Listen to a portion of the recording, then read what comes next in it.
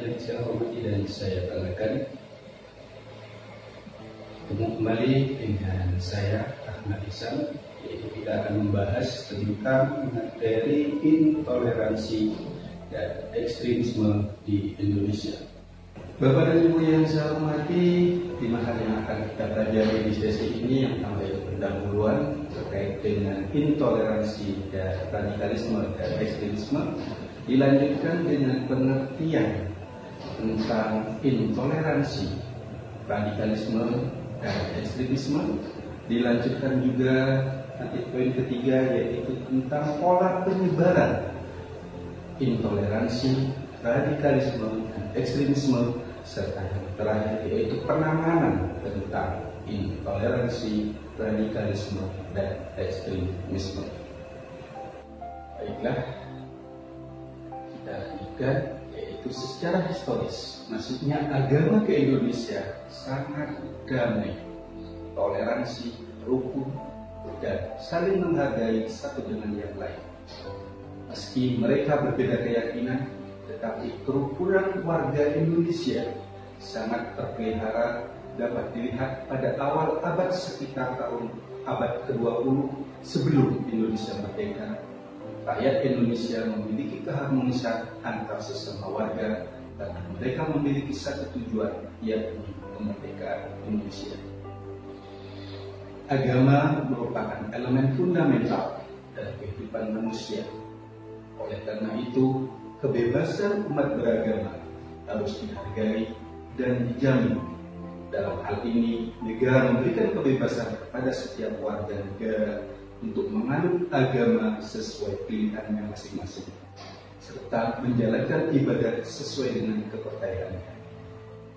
Hal ini secara jelas dan tegas dicantumkan dalam Undang-Undang Dasar 1945 Pasal 29 Ayat 2 yang berbunyi, negara menjamin kemerdekaan tiap-tiap penduduk untuk memeluk agama masing-masing dan untuk beribadat menurut agama dan kepercayaan itu.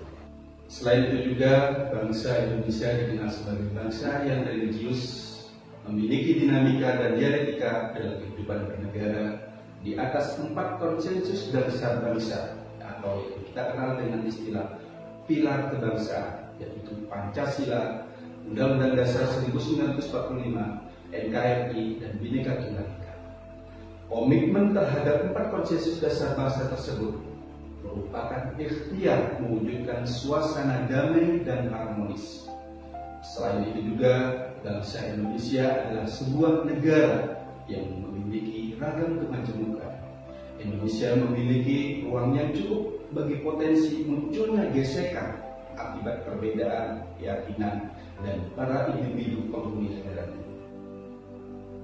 Perbedaan keyakinan tersebut pada kenyataannya memiliki pemaknaan yang lebih mendalam dari sekedar perbedaan sebagai akibat pilihan individu, namun merupakan perbedaan yang telah diwariskan secara historis dan mengakar dalam secara kultural. Dalam konteks kehidupan sosial, perbedaan pandangan sebagai buah karya pewarisan secara historis telah melahirkan adanya pengelompokan terhadap apa yang dinamakan mayoritas dan minoritas.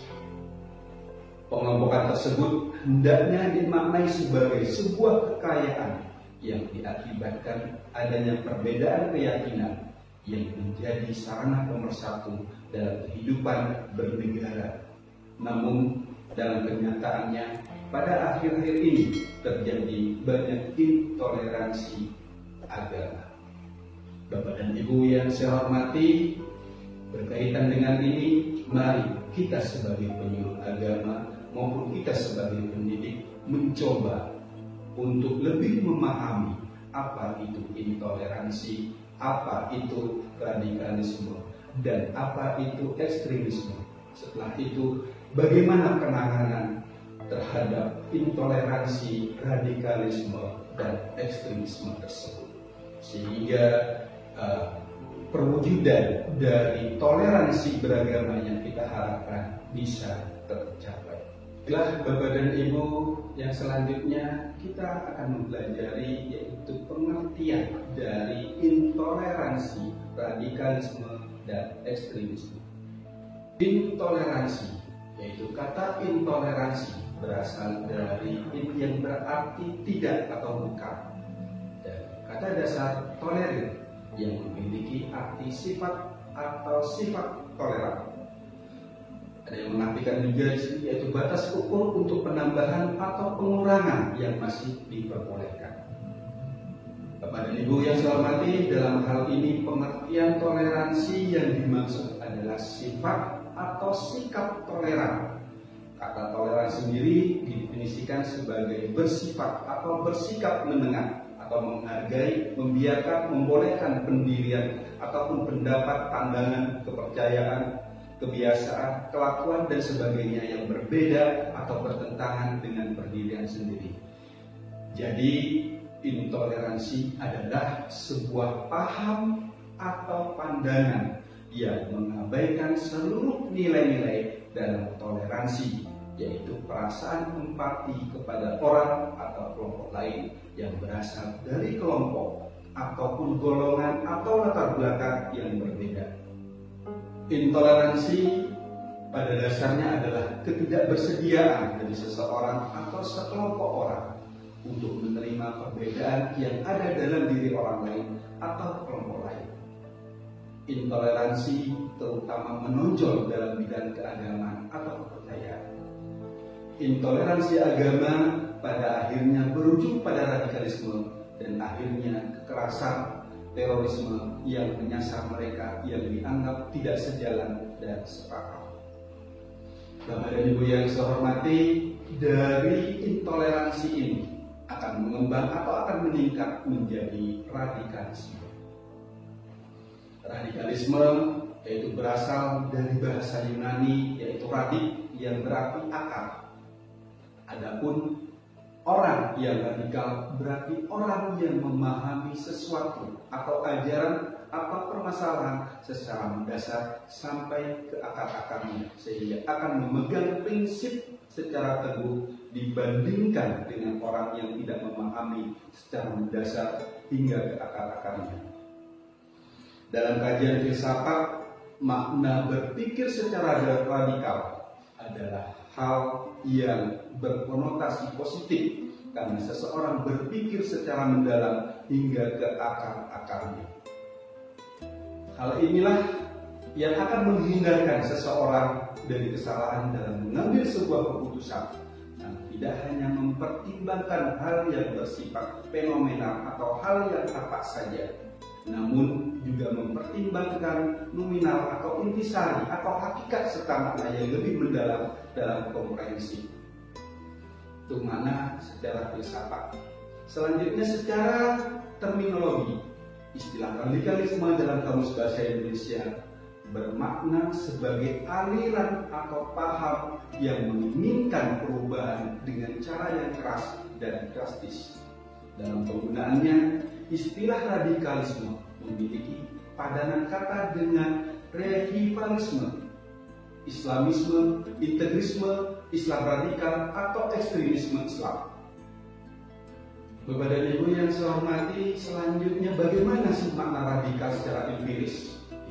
Makna radikal dalam kajian empiris modern dalam bahasa Inggris telah bergeser diartikan menjadi ekstrim, menyeluruh, fanatik, revolusioner, ultra, dan fundamental. Ini istilah radikal mengalami pergeseran makna, sehingga kata radikal memiliki makna negatif, yang mana tadi di awal secara filsafat adalah makna yang positif. Makna negatif di sini yang menurut kajian empiris modern yaitu gerakan yang identik dengan kekerasan atau gerakan yang identik dengan kekejaman dan tidak segan-segan menghilangkan nyawa dan menimbulkan kekacauan. Lebih lanjut, radikalisme diartikan sebagai doktrin atau penganut paham radikal atau paham ekstrim. Dalam lingkungan keagamaan, radikalisme merupakan gerakan-gerakan keagamaan yang berusaha merombak secara total tatanan sosial dan politik yang ada dengan jalan menggunakan kekerasan. Dari pengertian radikal ini jelaslah sangat bertentangan dari ajaran agama. Karena kita ketahui semua agama mengajarkan sikap kedamaian. Contohnya, agama Islam merupakan agama kedamaian yang mengajarkan sikap berdamai dan mencari perdamaian. Islam tidak pernah membenarkan praktek penggunaan kekerasan dalam menyebarkan agama, paham keagamaan, serta paham politik. Selanjutnya, bagaimana dengan ekstremisme? Ekstremisme secara harfiah artinya kualitas atau keadaan yang menjadi ekstrim, atau advokasi ukuran atau pandangan ekstrim. Saat ini istilah tersebut banyak dipakai dalam esensi politik atau agama yang merujuk kepada ideologi yang dianggap oleh yang menggunakan istilah ini atau beberapa orang yang memakai konsensus sosial berada jauh di luar sikap masyarakat pada umumnya. Namun, ekstremisme juga dipakai dalam diskursus ekonomi. Ekstremisme yang dimaksud di sini adalah merupakan paham atau keyakinan yang begitu kuat terhadap suatu pandangan yang melebihi batas dari kewajaran dan melanggar hukum yang berlaku. Dalam pengertian lain, ekstremisme merupakan sebuah doktrin baik itu politik ataupun agama untuk menggerakkan aksi dengan berbagai cara demi mewujudkan tujuannya. Cara yang digunakan biasanya berupa gerakan yang keras dan fanatik untuk mencapai sebuah tujuan. Baik Bapak dan Ibu yang saya hormati, melihat dari tayangan di sini, yaitu dari pengertian yang sudah saya sampaikan tadi, jelaslah bahwa antara intoleransi, radikalisme, dan ekstremisme jika dilakukan dengan hal yang salah, yang mengakibatkan sebuah gerakan radikalisme yang lebih parah, atau gerakan radikalisme dibawa ke agama, baik itu secara kritis maupun fundamentalis, merupakan ancaman bagi ketahanan nasional dan keutuhan NKRI. Karena kedua tipologi radikalisme agama ini, yaitu yang baik yang bersifat kritis maupun fundamentalis tadi, pada akhirnya bermuara pada satu hal yang sama, yaitu keinginan untuk mengubah ideologi bangsa atau ingin menjadi negara dalam negara. Radikalisme agama pada akhirnya ingin mengubah struktur dan tatanan sosial yang ada dengan mendasarkan agama yang mereka yakini. Dengan demikian, otomatis Pancasila dan Undang-Undang Dasar 1945 bukan lagi menjadi ideologi dan dasar negara yang mereka anggap. Bapak dan Ibu yang saya hormati, jika radikalisme teraktualisasikan dalam bentuk interaksi politik kenegaraan dan memicu terjadinya gerakan ekstremisme dengan menggunakan kekerasan dan teror, maka itu akan mengakibatkan lebih fatal yang disebut dengan terorisme. Bapak dan Ibu yang saya hormati, selanjutnya fakta yang ditemui saat ini adalah gerakan radikalisme lebih dipahami sebagai radikalisme agama. Radikalisme agama sebenarnya dapat ditemui pada agama apapun. Artinya, radikalisme agama bukanlah hanya ditujukan kepada Islam saja. Beberapa kasus radikalisme agama dapat kita jumpai pada kasus kaum Buddha intoleran yang melakukan kekerasan pada kaum Rohingya, atau kekerasan yang terjadi antara kaum Yahudi radikal dengan Islam di Israel. Itu adalah salah satu bukti bahwa gerakan radikalisme bukan hanya dari satu agama saja. Dan karena itu, bagaimana sekarang kita bisa menangani gerakan-gerakan radikalisme yang akan mengakibatkan ekstremisme ini bisa kita hindari. Bapak dan Ibu yang saya hormati, selanjutnya adalah faktor-faktor penyebab munculnya intoleransi, radikalisme, dan ekstremisme. Seperti slide yang Anda lihat di sini, saya menyampaikan 5 tentang faktor-faktor penyebab intoleransi, radikalisme, dan ekstremisme. Faktor yang pertama yaitu faktor sosial politik. Faktor sosial politik ini yaitu terjadi karena sebuah tekanan politik penguasa terhadap keberadaan radikal. Di beberapa belahan dunia, termasuk Indonesia, fenomena radikalisme atau fundamentalisme muncul sebagai akibat otoritarianisme. Dalam kasus Orde Baru misalnya, negara selalu membabat habis yang diidentifikasi sebagai gerakan radikal. Baginya, radikalisme adalah musuh nomor satu dan dijadikan sebagai common enemy melalui berbagai media transformasi. Begitu kerasnya tekanan terhadap radikalisme ini, banyak para tokohnya yang ditangkap, disiksa, bahkan ada yang hilang, tidak tentu jumlahnya. Ini adalah faktor yang pertama. Faktor yang kedua yaitu faktor emosi keagamaan. Faktor emosi keagamaan harus diakui bahwa salah satu penyebab gerakan radikalisme adalah faktor sentimen keagamaan termasuk di dalamnya. Ada solidaritas keagamaan untuk kawan yang tertindas oleh kekuatan tertentu. Lebih tepat dikatakan hal ini sebagai faktor emosi keagamaan dan bukan agama.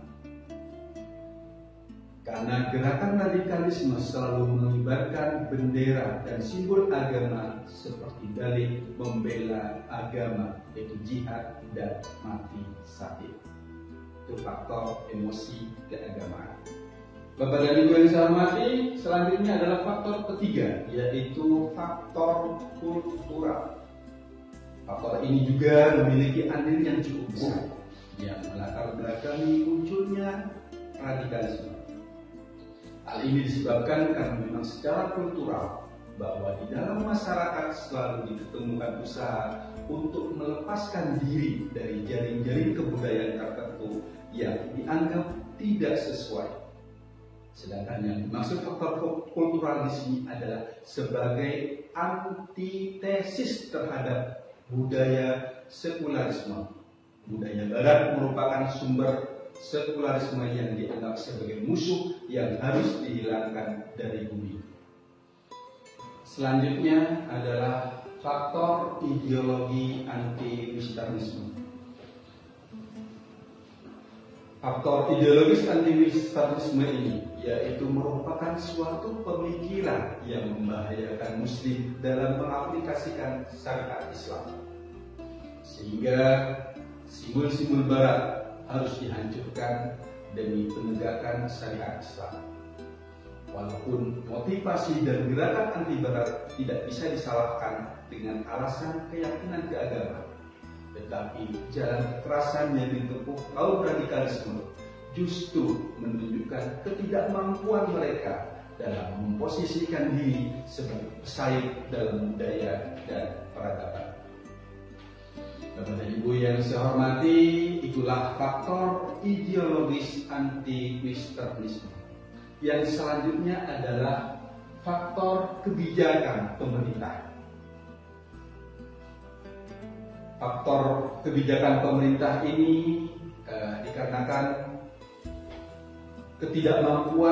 menganggap ketidakmampuan pemerintah di negara-negara Islam untuk bertindak memperbaiki situasi atas berkembangnya frustasi dan kemarahan sebagian umat Islam disebabkan dominasi ideologi militer maupun ekonomi dari negara-negara besar. Dalam hal ini, elit-elit pemerintah di negeri-negeri Muslim belum atau kurang dapat mencari akar yang menjadi penyebab munculnya tindak kekerasan atau radikalisme, sehingga tidak dapat mengatasi problematika sosial yang dihadapi umat terkait dengan kebijakan pemerintah. Selain dari 5 faktor yang saya sebutkan tadi. Ada faktor yang lain, yaitu faktor media massa atau media massa barat yang selalu memojokkan umat Islam, yang juga menjadi faktor munculnya reaksi dengan kekerasan yang dilakukan oleh umat Islam. Propaganda lewat pers memang memiliki kekuatan dahsyat dan sangat sulit untuk ditangkis, sehingga sebagian ekstrim, yaitu perilaku radikal, sebagai reaksi atas apa yang ditimpakan kepada komunitas muslim. Itulah faktor pers yang begitu kerasnya yang menimpa Islam, sehingga juga termasuk juga di dalam faktor-faktor penyebab munculnya intoleransi, radikalisme, dan ekstremisme. Bapak dan Ibu yang saya hormati, selanjutnya adalah bagaimana pola penyebaran intoleransi, radikalisme, dan ekstremisme. Seperti yang Bapak Ibu lihat di sini, ada 4 pola penyebaran yang bisa dilakukan.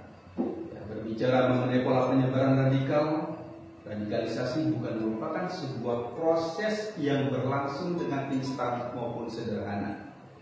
Dan hal ini tentu dikarenakan adanya faktor pendorong dan penarik, yaitu dari faktor internal dan eksternal orang yang bersangkutan. Faktor penarik maupun mendorong seseorang untuk memutuskan ikut dalam sebuah kelompok radikal tidaklah statis. Keduanya cenderung dinamis mengikuti perkembangan politik yang membentuknya. Kelompok radikal sangat jeli dalam menangkap gejala ini. Perekrutan pun berubah seiring waktu, baik dalam pola maupun sasaran.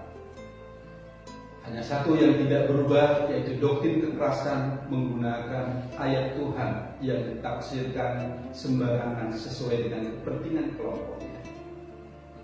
Dan hal ini adalah empat yang saya sampaikan bagaimana pola penyebaran intoleransi, radikalisme, dan ekstremisme. Yang pertama yaitu karena hubungan kekeluargaan atau hubungan pertemanan antara guru dan murid. Dan hal ini mungkin paling mudah, hal ini paling mudah untuk menarik seseorang menjadi radikal, karena mereka akan selalu sering bersama keluarga, atau karena takdimnya dengan seorang guru. Murid yang takdim dengan seorang guru akan mengikuti apa yang dikatakan guru.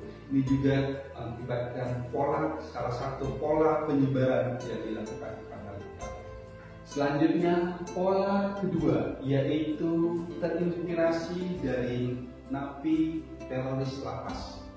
Ya, pola perekrutan itu sekali lagi terjadi bukan hanya di luar lapas, ataupun juga bisa terjadi di dalam lapas, yaitu di penjara. Itu menggunakan pendekatan rasa yang berdosa dari para napi untuk kemudian diajak belajar agama, namun diarahkan kepada perilaku teror. Ini perlu kita waspadai. Yang selanjutnya, pola penyebaran juga bisa terjadi, yaitu melalui pembelajaran yang dimana pembelajaran tersebut memang tujuannya adalah untuk mengajak orang melakukan atau berbuat radikal. Dan Ibu yang saya hormati, yang selanjutnya adalah pola penyebaran intoleransi, radikalisme, dan ekstremisme ini, yaitu propaganda media sosial. Kita ketahui kalau di bentuk radikalisme, terorisme selalu menyesuaikan semangat zaman, yang semula tindakan radikalisme, terorisme ini dilalui secara offline, yaitu memakai teror buku dan sebagainya. Kini usaha kebencian atau menyebar kebencian melalui menggunakan jejaring media sosial, itu melalui Facebook, Twitter, dan YouTube. Hal inilah perlu kita waspadai sebagai seorang penyuluh agama maupun sebagai seorang pendidik untuk bisa memfilter dari media-media sosial tersebut. Itulah 4 pola di dalam penyebaran radikalisme, penyebaran intoleransi, radikalisme, dan ekstremisme. Bapak dan Ibu yang saya hormati, yang selanjutnya adalah potensi dan tantangan radikalisme berdasarkan riset yang dilakukan oleh White Foundation pada tahun 2016. Di situ adalah yang pertama 72% masyarakat Muslim di Indonesia menolak tindakan radikalisme. Yang selanjutnya juga ada 7,7%, yaitu menyatakan bersedia berpartisipasi dalam bentuk radikalisme. Bahkan ada juga yang di sini adalah 0,4% mengaku pernah berpartisipasi dalam kegiatan yang berpotensi kekerasan atas nama agama. Selanjutnya, bagaimana penanganan intoleransi, radikalisme, dan ekstremisme, yaitu penyelesaian atau penanganan intoleransi, radikalisme, dan ekstremisme tidak hanya selesai dengan penegakan dan penindakan hukum saja, atau yang sering dikenal dengan hard power atau hard approach yang dilakukan oleh aparat yang berwajib, namun juga perlu dilakukan, yaitu melalui hulu persoalan dengan upaya pencegahan, yaitu melalui soft power, soft approach. Upaya melalui soft approach ini bisa dilakukan menggunakan dua strategi, yaitu kontra radikalisasi dan deradikalisasi. Kontra radikalisasi yaitu sebuah upaya penanaman nilai-nilai keindonesiaan serta nilai-nilai non-kekerasan.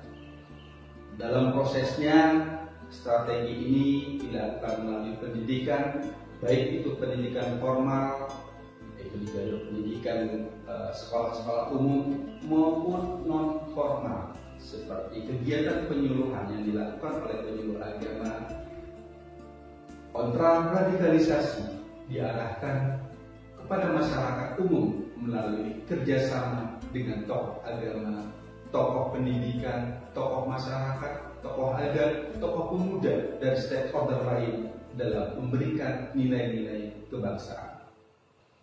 Bapak dan Ibu yang saya hormati, demikian yang dapat saya sampaikan sebagai pengantar materi intoleransi, radikalisme, dan ekstremisme. Mudah-mudahan bermanfaat. Kurang lebihnya saya mohon maaf. Assalamualaikum warahmatullahi wabarakatuh.